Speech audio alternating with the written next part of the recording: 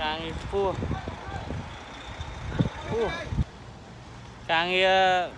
chạ thẻ phơi mà vào nơi này người lan to thì tích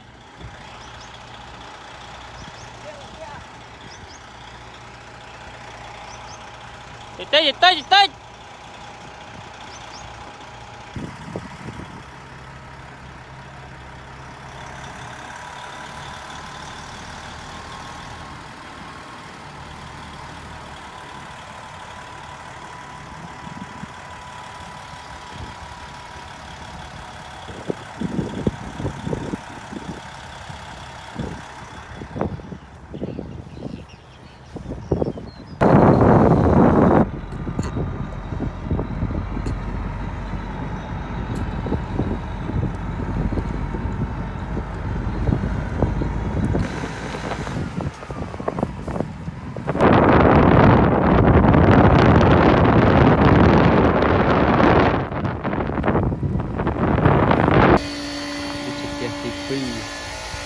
hai mươi này anh chín mươi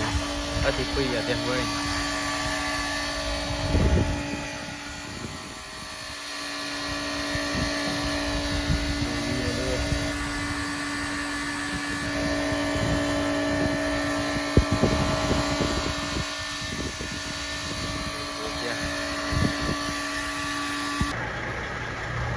bà ní cứ chia tất cả một phía cầm phong ra từ lệ cha tí phi ông bố đó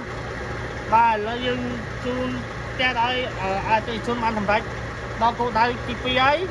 cứ lùi sốt xong bao lùi sốt